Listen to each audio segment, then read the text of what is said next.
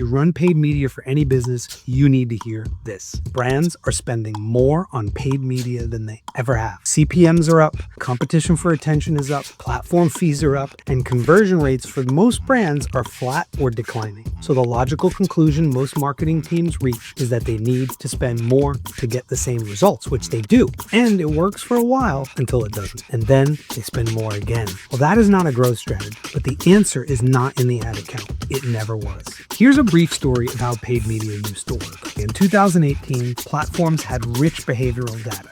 Then, three things happened all at once. iOS 14 came out, and roughly 40% of the behavioral data platforms disappeared overnight. And privacy regulations in Europe and increasingly in the US started restricting what platforms could even track, store, and use. They shifted to AI-driven, broad audience bidding. And instead of precise targeting based on known behaviors, they now use machine learning to find likely converters from a much wider pool, but with much fuzzier signals. Which sounds fine in theory, but in practice, it means the platforms are now making decisions with a fraction of the data it used to have in a much more competitive auction environment and at a significantly higher cost per impression. And the brands that never updated their strategy to account for any of this are the ones that are bleeding money right now.